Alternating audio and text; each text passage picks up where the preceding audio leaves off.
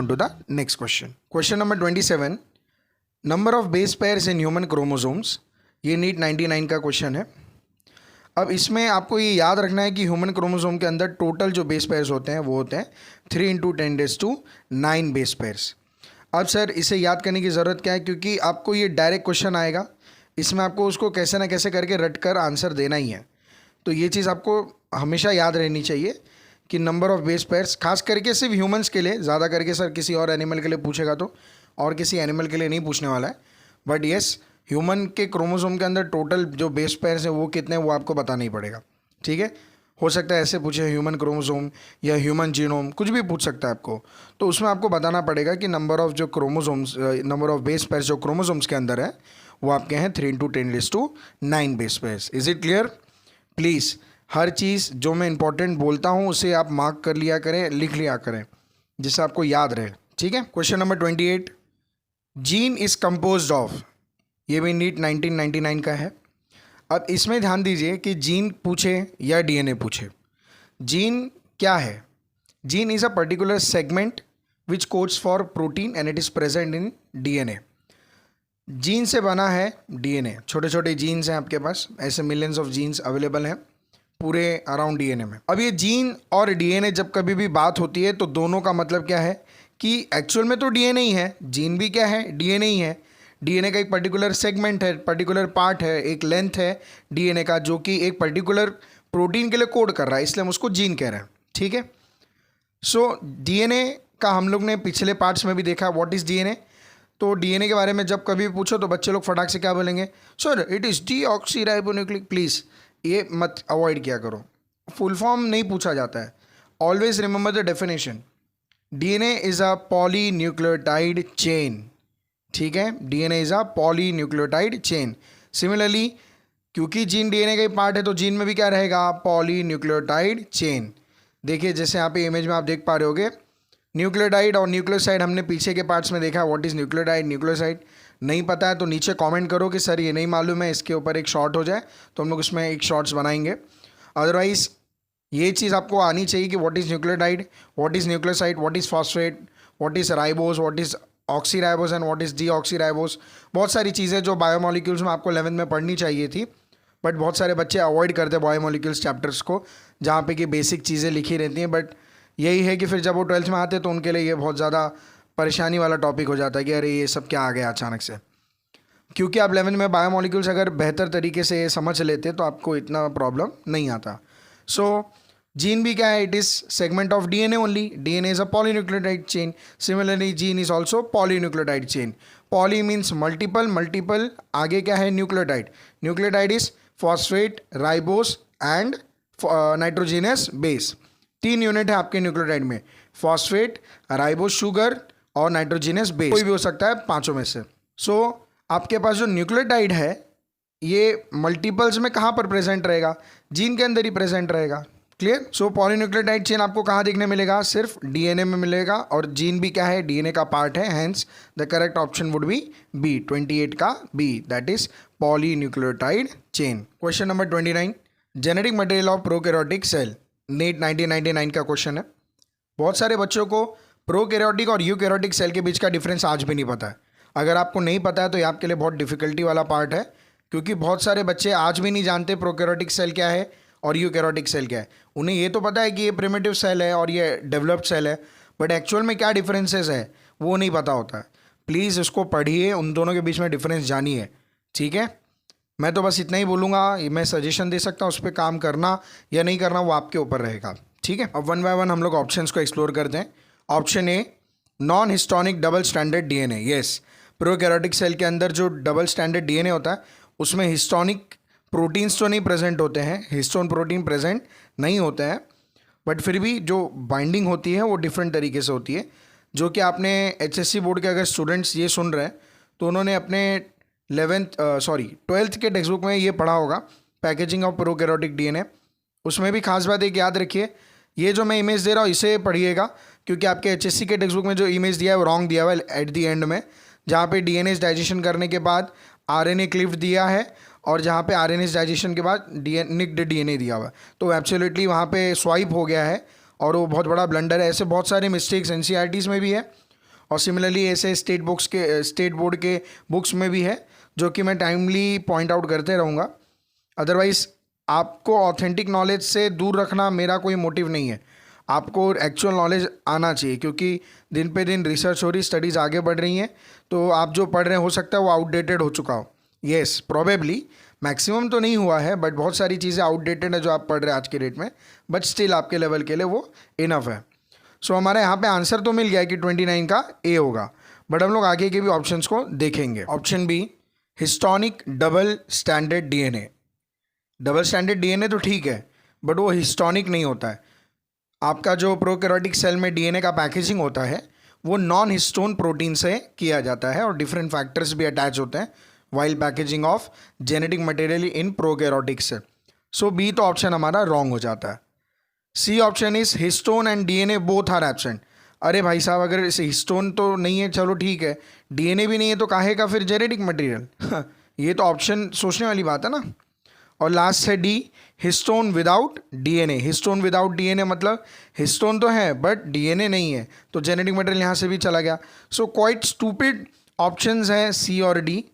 सो यहाँ क्लियरफुली आपको डिफरेंशिएट करना है, 50-50 का ही ऑप्शन है। आप कंफ्यूज हो गए हिस्टोनिक और नॉन हिस्टोनिक डबल स्टैंडर्ड में, अदरवाइज रिमेनिंग सी और D is clear eliminated. Clear? काफ़ी पुराना साल, बहुत पहले का क्वेश्चन है, सो उस लेवल या उस टाइम के हिसाब से ये क्वेश्चन ठीक था, बट आज के रेट में अब ये ऐसे ऑप्शंस आएंगे तो these are not of that level, because nowadays people and students are very clever while selecting options. They have got different ways to tackle a question. So और जैसे मैं भी एक्सप्लेन कर रहा हूँ, सो बहुत लोगों के बहुत सारे डिफरेंट स्ट्रैटेजीज़ हैं, उसके हिसाब से आज के रेट में हम ऐसे ऑप्शंस एनटीए से एक्सपेक्ट कर नहीं सकते, और एनटीए देगी भी नहीं।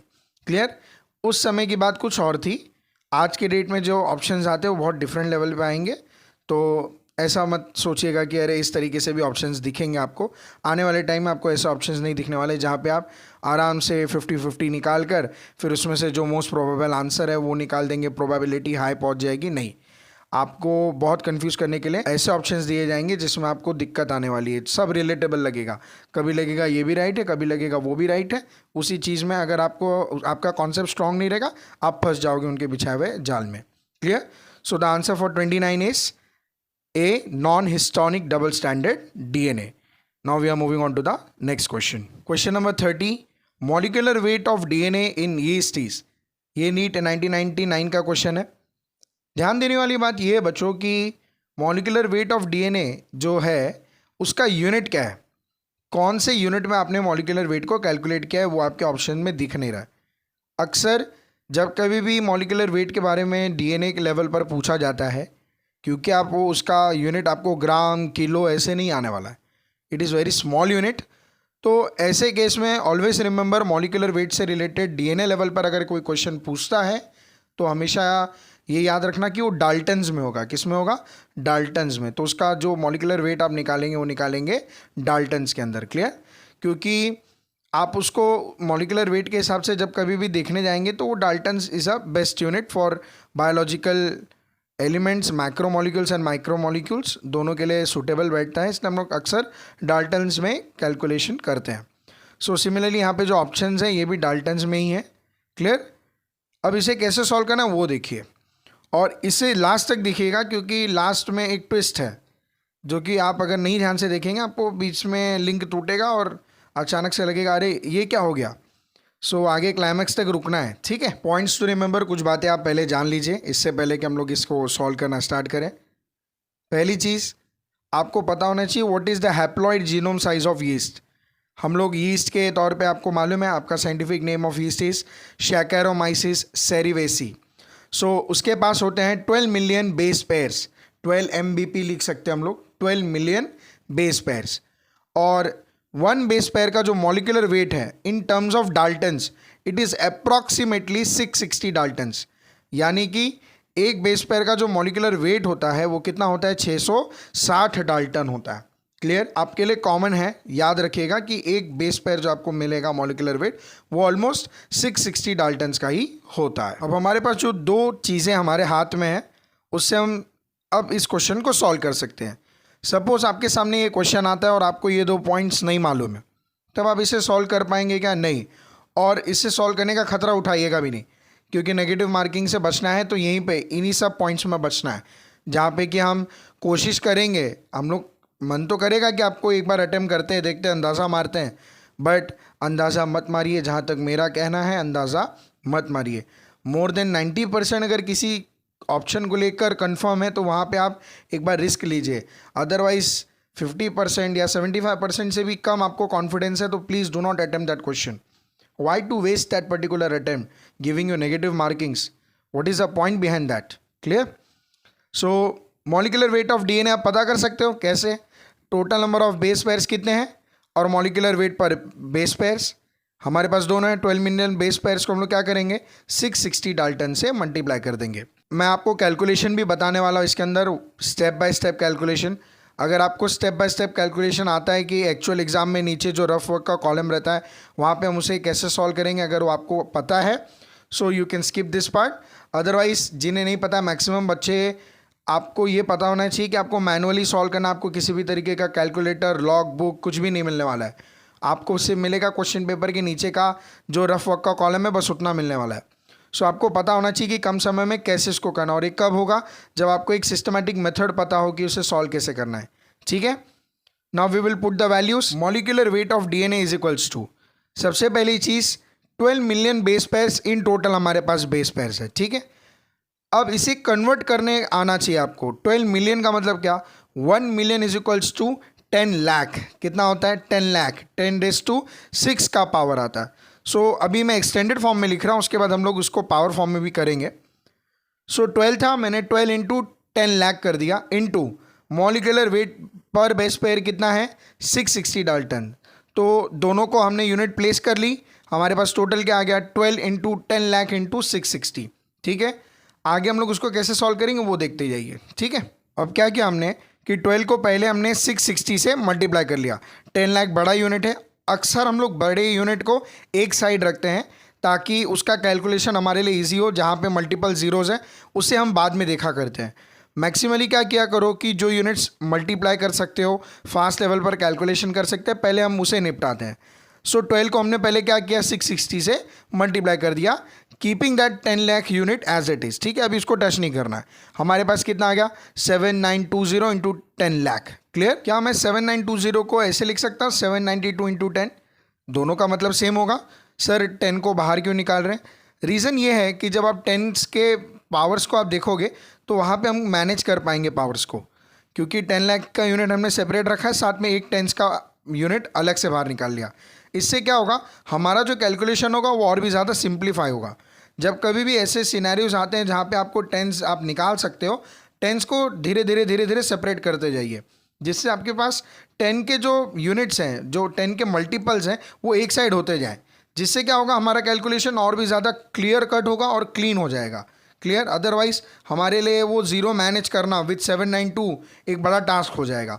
सो हम लोग क्या करेंगे, 10 और 10 के मल्टीपल्स को एक साइड करते चलेंगे। क्लियर, कुछ भी डाउट है तो प्लीज़ कमेंट कीजिए, कमेंट बॉक्स ओपन है। क्लियर, अब हमने क्या किया, जो 10 के जितने मल्टीपल्स अवेलेबल थे हमारे पास at the end of the calculation, हमने सबको सेपरेट रखा था। अब हम उन्हें कंक्लूड करके पावर के फॉर्म में डाल देंगे।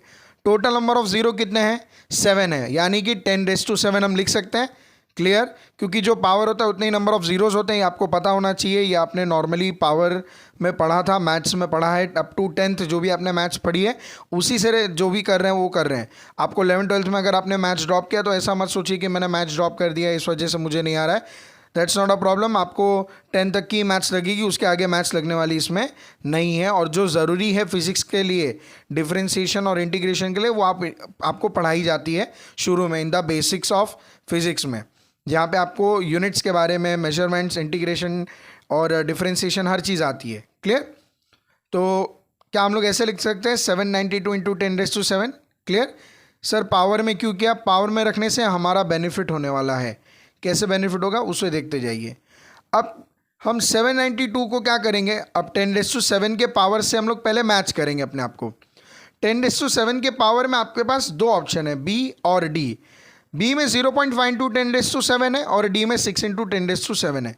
इन दोनों के पावर्स के साथ आपका पावर तो मैच कर रहा है, बट जो आगे का यूनिट है वो 0.5 या तो 6 होना चाहिए, बट हमारे पास क्या है 792, इसलिए हम लोग क्या करेंगे, अब इस पावर को फिर मैनेज करेंगे, बिकॉज ये तो आंसर नहीं लग रहा है हमें, तो हम उसे क्या करेंगे 10⁻9 के फॉर्म में लेके जाएंगे। 10⁻9 के फॉर्म में ले जाने के लिए आपको क्या करना पड़ेगा, 792 को डिवाइड करना पड़ेगा 100 से। अब उस 100 की वजह से आपके पास यहाँ पे 7.92 आ जाएगा और आपका जो पावर है 7 10⁻9 चले जाएगा।